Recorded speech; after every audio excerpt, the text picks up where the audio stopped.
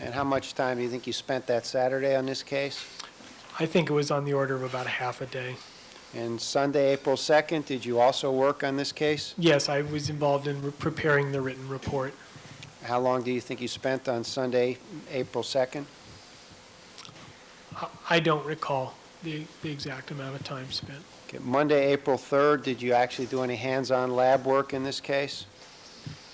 The hands-on work was to actually now look at those LumiRads that I had produced from this human probing and to make an assessment of the results. You did that? You did that on that date? Yes, on April 3rd. How much time do you think you spent on that aspect of this case on April 3rd? That would probably be a couple hours at the most, something like that. That's not a lot of time. Okay, and then April 4th, what sort of decisions or evaluations did you make in light of everything you've described to the court to date?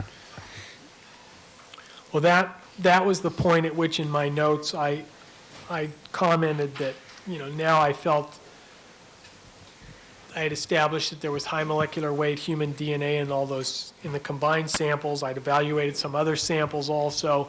And in my notes on April 4th, I say, regarding 303, 304, and 305, proceed to RFLP. Okay, did you also perform other work on this case? Yes, Dr. Blake came over again on that day. And I also did some additional work towards getting the report out. And there was also some work on the discovery package at that time, too. So that was a pretty busy day. Okay, April 5th, what kind of work did you perform on this case? Report preparation also. And then April 6th, did you and Renee Montgomery come down to Los Angeles? Yes, I came down on April 6th with Renee Montgomery. I consulted with you, and I believe that was when the report was and the discovery package was delivered. You actually hand-carried the material down here? Yes, that's my recollection for April 6th. Okay. April 9th, a Sunday, what did you do on that date with respect to this case? On April 9th, there was some consultation with you on that Sunday, and there was, that was the main thing that day. April 10th? Yeah, yes, on April 10th, I think I may have misstated on April 6th. I'm not sure I delivered the discovery package on April 6th. I think it was just the report that actually came down on April 6th, because I noted that there's more discovery going on as we get into like April 10th and April 11th. And so you continued to work on the discovery after you filed the report? Yes, I think that's correct. I think I misstated that the discovery was delivered on April 6th. We could check that. Okay, and the outline that we've prepared lists discovery prep on April 10th and April 11th? Yes. No actual laboratory work on the console mix in this case, is that true? That's correct. And then April 13th and 14th, you've listed preparation for testimony? Yes, at this point, I began in earnest to prepare for the upcoming testimony, which I anticipated could be at some time in either the end of April or in early May, something in there. And why'd you decide to do that instead of continuing with the RFLP testing at that point? Yes, well, there are two reasons. One is that there was a large volume of material that I felt I needed to be responsible for. In other words, that I had to be prepared to be cross-examined and also to present direct testimony on a large number of items, a large number of typing results. And also, I wasn't sure what sorts of issues might be raised by the defense based on that motion of March 20th. So I prepared in earnest to get all the literature articles in order, that sort of thing, review as many of them as I could, and then also to have plenty of time to study my own notes, just the actual notes in this case, and not just the other issues involved. You take Easter Sunday off? Yes, I did. Okay. The next week, April 17th and 18th, did you continue your preparation for trial testimony? Yes. The 19th and 20th as well? Yes, I believe on the 19th there was some additional analysis as far as just reviewing results. but no actual, nothing in the lab. no lab work? That's Okay. correct. You took April 21st, Friday off. Yes, that was when my kids had a school holiday that week, and so I took that Friday off. Okay. Then the following week, on April 25th, did you actually get back to discussing specifics on the console combinations in this case? Yes, I decided at this point that I would try to get that RFLP work going, and that was April 25th. What did you actually do on the 25th? On the 25th, there was I outlined in my notes what sort of results we had on the, this goes down not just the 304, 305, that combination sample, but also the other samples that were being extracted and evaluated at that time. But there were decisions made as to whether or not some of those other samples should go through what we call the slot blot process, because in other words, there was not enough human DNA in some of those to detect it on a blot of the yield gel, so we had to do an additional test for human DNA on some of those samples. So I made some notes there. I provided some some extracts to Renee Montgomery for her to proceed with that. And then also on that 25th, I actually began to outline how I would do the RFLP, to plan the RFLP on the Bronco console. What sort of planning do you think was entailed in that? It was a fairly involved process because of the limited amount of sample that was available. It involved looking at those reference samples as well as the combined console samples now, because that I basically knew what I had to work with. At that point, I knew I had about 72 nanograms total available from that console, something like that. I knew that given that low level, and I also knew that it was a mixture of samples, so that told me that I had a very low level of DNA to work with. And in trying to balance an RFLP gel, one wants the samples to be in fairly good balance so that the bands are not blown out on some samples and then very weak on others. And so as part of that balancing act, I had to go through what I had of the reference samples from the defendant, from Nicole Brown's, and from Ronald Goldman, and to evaluate how much of those extracts I would use to do this restriction analysis. Did you also continue to prepare for your testimony on that day? Yes, I believe there was also some time spent on that day doing that too. How about the 26th? What sort of activities did you do with respect to this case on that date?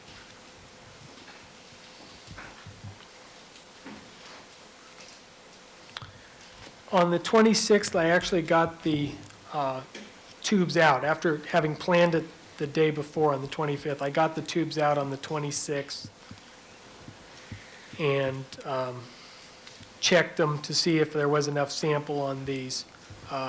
Because on some of these now I was running out of sample. For example, on the defendant's extract, I was getting low on the sample that we had from one of his swatches that had been extracted. And so I had a note here that I needed to check this previous reference extraction sample and see if there was enough of his extracted DNA to get a sufficient quantity to put on this RFLP gel. How much actual hands-on time was involved in this on April 26th with respect to these samples?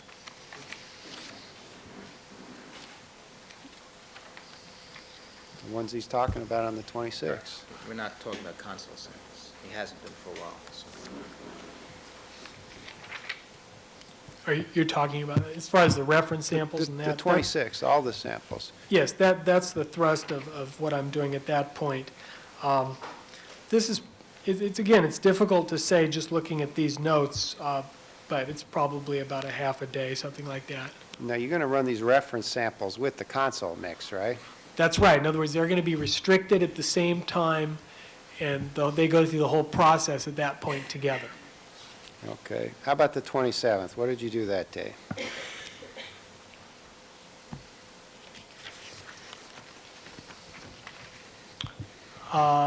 There was preparation for testimony on the 27th, and also I attended a study group meeting for the California Association of Criminalists. Further education. Yes, Okay, Friday, the 28th of April. yes, on the 28th of April, as I'm looking at my notes, in the interim, Renee Montgomery had run a slot blot analysis of some of these other samples, and this doesn't relate now to the center console. This relates to some of these other samples that were extracted at that time. And I went through with her the analysis and the quantitations on those samples. Dr. Blake came over that afternoon. We spent about 2 hours reviewing some autorads as well as the quantitations. Okay, and then you met with me as well? Yes, I met with you on April 28th, Friday also. Now, these other samples, these are not the console samples, right? That's correct. But there are other samples in this case? Yes, There are other samples that could have tended to incriminate or exonerate Mr. Simpson? yes. The summary notes for April reflect that you were working on one other case during that month. Does that sound right?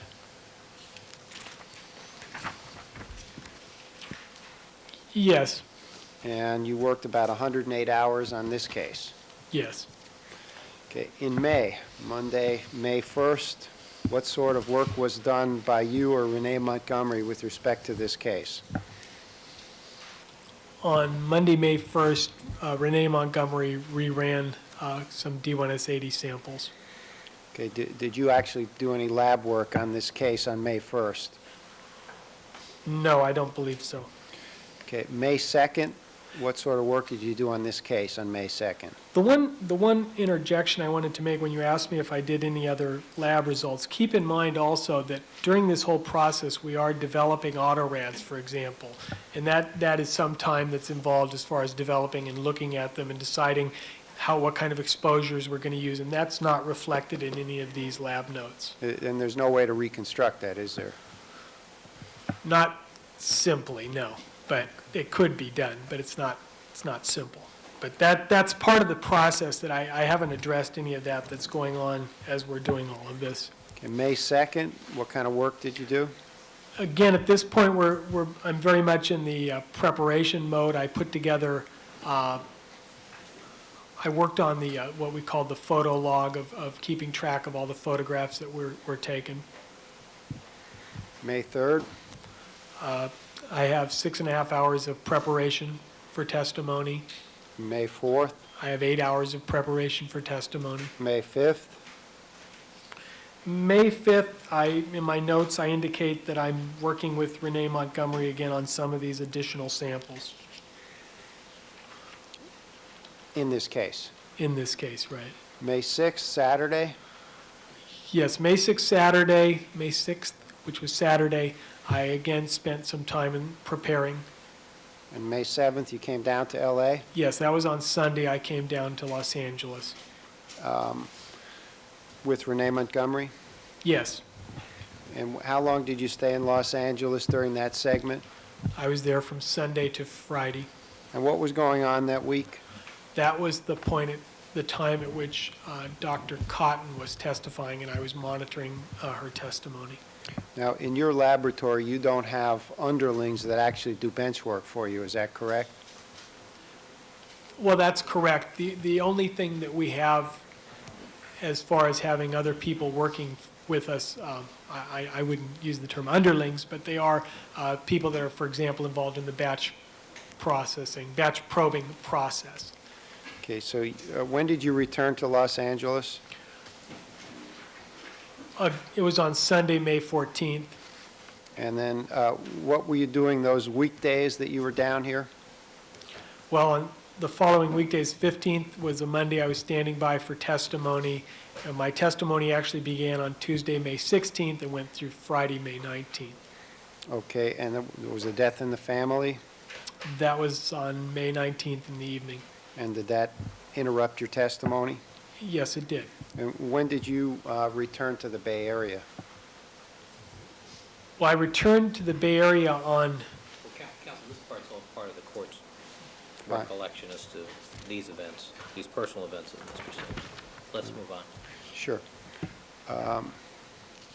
We're up to the end of May, the summary. yes, You've listed 172.5 hours on this case, and you worked on no other cases during the month of May, is that correct? that's correct. You completed your testimony on June 1st? Well, that's not strictly true because I did testify later in June also, as I recall. Or June that's 20. But that segment, that yes. segment of your testimony. On June 6th, you again returned to working the actual bench work on this case, is that right?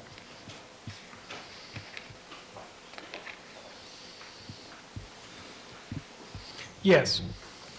Okay. Now, would you describe what the next steps of the process entailed and why you had to wait so long to begin them, if you did? You've described everything up to this point and everything else that you did. What would the next steps in the process be, and why didn't you do them before? Okay. The main steps in the process would be the restriction analysis, where you actually restrict the DNA, and that goes overnight. Then the next step is to purify and reconcentrate that DNA and then set it up on the actual electrophoresis, the analytical gel, and that goes over another night. Then the next day, one would do the southern blot, and then that would go overnight. And so there's a series of events that take place. Specifically, once the analytical gel is put into motion, and that would be like towards the end of one day, then there's a time period where you basically have to follow up at certain precise times. So for example, you could do the restriction and then put those samples aside and then do the electrophoresis at a later date. But once you start that electrophoresis, then you're tied into a 3-day period. Well, is that just the way you do it, or is that the accepted protocol? That, I believe that's pretty much standard protocol in most RFLP laboratories. And having that need to, once you get started in the process, to do it continuously, did that affect your ability to do it during the month of May? Well, certainly May was very much disrupted by the testimony and being in Los Angeles. Okay, so on June 6th, then, what did you do? June 6th was back in the laboratory. I think there's some review going on at that point and discussion perhaps, and then it's actually June 7th when I set up the actual restriction. And did that continue over to the 8th?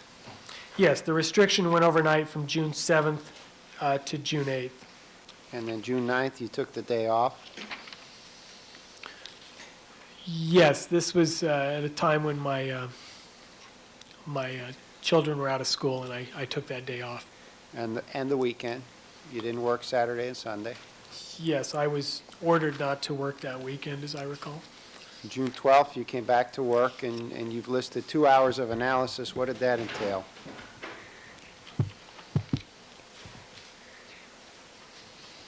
That may have been some actual evaluation of autorads at that time. I don't have anything in my working notes about June 12th, so I believe that's probably some evaluation of autorads that were coming off. All right, Mr. Harmon, 10 minutes. Okay, we're just getting to the good part, Your Honor. Good. June 13th, you set up the analytical gel, which actually produced the autorads in this case. Is that right? That's correct. In other words, that electrophoresis went overnight, June 13th. Set up the southern blot on the 14th. Yes, and that went overnight. On the 15th, the membrane was ready for hybridization. That's correct. And when did you actually begin the hybridization process for that first probe?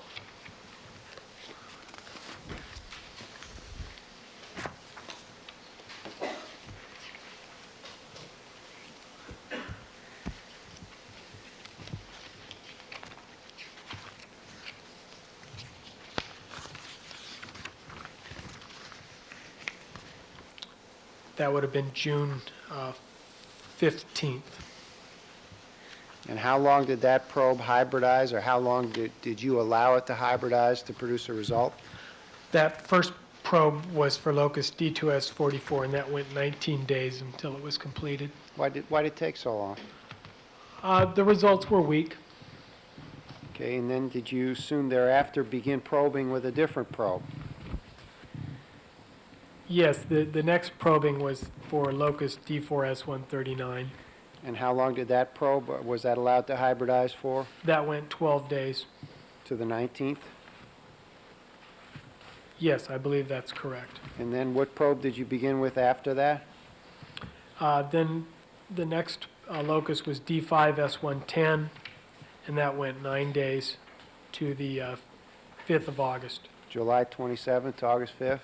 Yes, And then the fourth probe, which is, what's the designation of the fourth locust? the locust is D10S28, and that went from, that was a 10-day exposure from August 26th to 9/5, September 5th. And you actually have a fifth probe hybridizing as we speak, or hopefully? We have a film sitting on a hybridized membrane as we speak. Okay.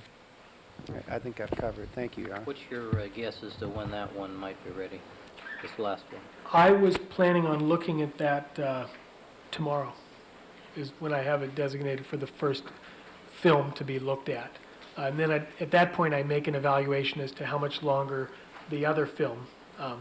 I don't know if this is new material, but the way we do it is we have a sandwich with the membrane in between two films.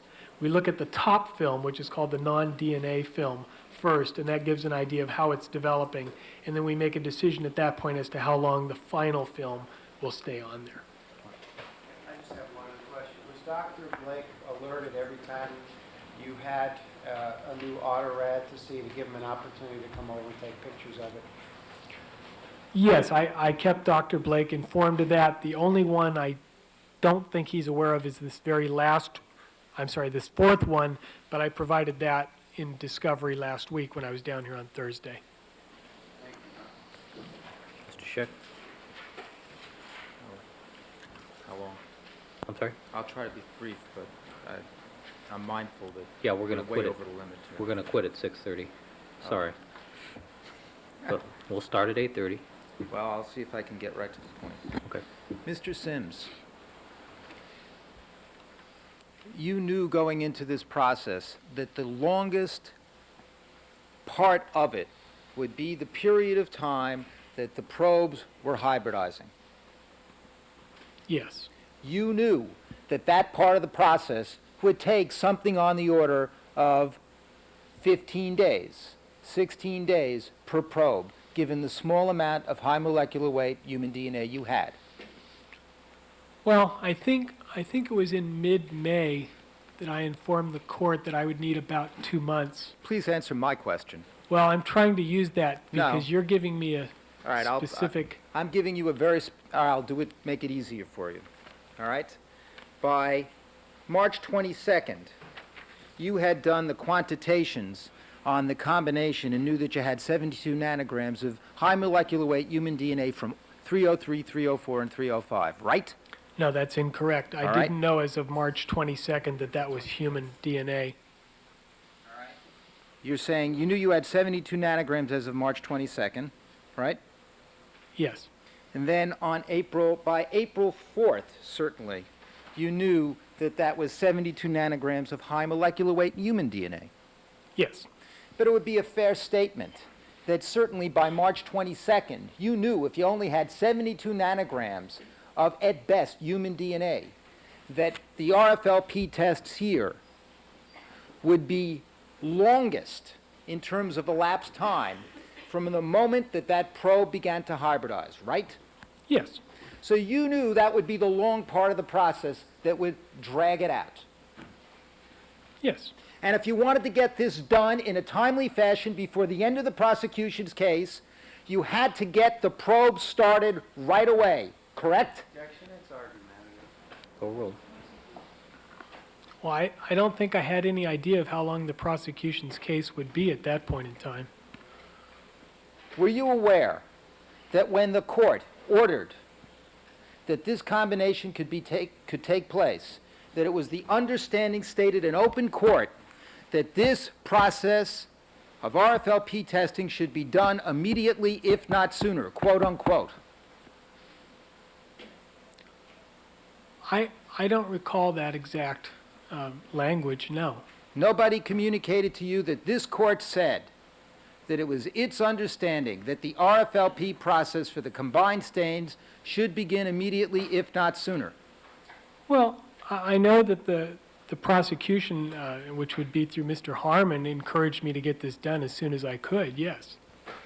But I don't recall the court All right? ordering that. In your to me. discussions to get this done as soon as it could be, did you inform Mr. Harmon, as of March 22nd, when you knew you only had 72 nanograms of DNA, that the long part of this process would be the time that the probes began to hybridize?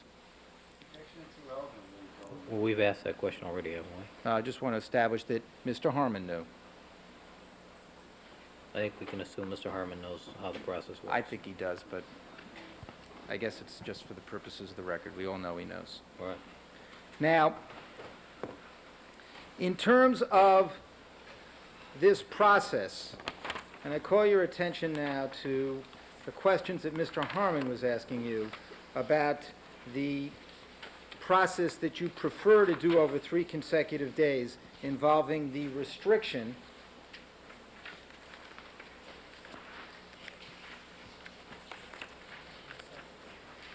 analytical gel and southern blot. Now, the restriction, all we're talking about is putting that DNA into a test tube with the restriction enzyme and cutting it up, right? Yes, And that, in terms of hands-on work, that takes, what, an hour? something like that, something along that And then you line. just let it sit overnight. Yes. And he was asking you questions about how you prefer to do this over 3 consecutive days, but you didn't even do this over 3 consecutive days. No, I think that misstates my testimony. What I said was that when you can do the restrictions separately and then set it aside. The 3 consecutive days are, you do one day where you do the analytical gel overnight, the next day which is the electrophoresis, then the next day is the southern blot overnight, and then there's a third day where you have to dismantle the southern blot. So that's the 3 days that you need in a row that I spoke of. All right, so in terms of the restriction, it's 1 hour of hands-on work, and then you leave it overnight. Well, I would object to that characterization of 1 hour of hands-on work because it's not just hands-on work. It's evaluating how much sample you have to put into this situation. In this particular case, it's making sure we have enough sample, that sort of thing. Wait a second. I'm just you just told us a second ago to do the restriction, it took an hour of hands-on work. Just a second ago you said that. Well, no, I agree with that being an hour of hands-on work, but I'm That's saying all there's I'm a lot asking you. more than hands-on work is my Thank point. you. And then you let it sit overnight. The analytical gel, agreed, that's 2 hours of hands-on work, and then you let that go overnight. No. I How- disagree. All right? How many hours of hands-on work does it take you to put the DNA into the analytical gel? Because that's what's at issue here. Well, no, I don't mean to be argumentative, but I think you have to remember that after you've restricted the DNA, you have to do an evaluation. You run a digest gel. You have to then, Just give me an estimate of hours. well, to that's prepare the about a animal- day's work, after you do the restriction to get it now going overnight on an analytical gel. So you're saying it takes you a day to prepare the analytical gel?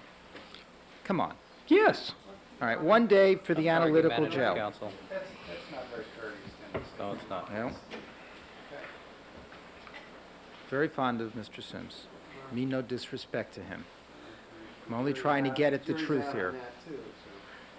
Mr. Sims, the southern blot, how long does it take you to prepare the southern blot? An hour and a half to 2 hours? After the overnight electrophoresis, it's about 2 hours of work then to set up the southern blot. All right, so you can do the restriction, the analytical gel, and the southern blot in what, 3 days? We're now through that process, yes. There would be about 3 days, something like that. So it would take you And part of that, it's not just 3 days of consecutive work, part of that is you just have to let things go overnight. That's correct. All right. So, before you get to the phase where there's this long elapsed time of letting the probe sit, you needed to do essentially work that would take 3 days to complete, right? Something like that, yes. Both- three, I'm sorry, 3 or 4. I'd like to say 3 or 4. let's try 3 or 4 days to complete. Yes, But in those 3 or 4 days, for example, if you had done the restriction, which you told us takes about an hour, and you let it sit overnight, could have done the restriction in an hour and had a conversation with Mr. Harmon about discovery or preparation or other things, right? well, that's not really true, because a lot of these things are done at the end of the day. For example, the restriction is usually set up as the last thing that goes overnight. So it's not the sort of thing where I would do that the first thing in the morning, and then later in the day, talk to Mr. Harmon. That's not clear. Let's All right, get, counsel, I have we're one gonna- last question, Your Honor, that you may want to think about overnight, and this will be it. All right. From March 22nd, when you knew that you had 72 nanograms of DNA, and there would be a very extensive time period in the development of each probe, to the time that you went through what you described as the 3 or 4 day process that would be necessary to get those probes in motion, right? That's the time period, okay? Okay? So it's March 22nd, and you began that process of getting those probes, that 3 or 4 day preparation time to get the probes in motion. You began that on June 7th. Yes, I believe that's the right day, is June. And it's June your, 7th. and it's your testimony that between March 22nd and June 7th, you couldn't find 3 days to get that in motion so that the RFLP test on the combined samples could be ready before the end of the prosecution's case. Is that right? Well, it's the point that I did not find that. I came very close to doing this at the end of April, but I was not, I did not complete it at that time. And you're not the only person that was doing that, just so the judge understands. In terms of these batch technicians, they're the ones that actually deal with the RFLP probes, technicians in your lab. Yes, And Renee Montgomery, she was working on this case too. yes, And she was doing PCR tests. yes. And she was helping with the RFLP tests. That's not true. She can't do any of these. Didn't she do slot blots and yield gels on some of these samples? She did on some of the samples, but I don't believe she did any with regards to these particular samples, no. All right, She's we'll stand- capable of it. All right, we'll stand in Yes. recess until 8:30. Your Honor, could I just give the court, it might be helpful for the court, you wanted references to Dr. Purdy's testimony on the stains. Yes. Mr. Clark has been kind enough to write them down. He's not sure of the volume numbers, but he has the dates of the testimony. All right. Your Honor, there were 2 witnesses that the defense, without telling me about it or asking anyone, they went directly to the witnesses, Kevin Schott and Robert Lee, and told them that they had to stay until tomorrow at noon. Their flight is scheduled for 8 o'clock in the morning. They have had a full opportunity to interview those witnesses. Their testimony is complete in the people's rebuttal case. If the defense seeks to have them subpoenaed, they may do so, and I don't see any cause for them to be required to stay longer than their flight would indicate, and I'm asking leave of the court. Mr. Sims, tomorrow morning, 8:30. Thank you. I'm asking leave of the court to let the witnesses go. Mr. Scheck? I feel like the court now. I've been here with you. I don't know what they're talking about. Those witnesses were released from further testimony. There was no request to keep them. Thank you. All right, we'll be in recess 8:30. Please clear the court.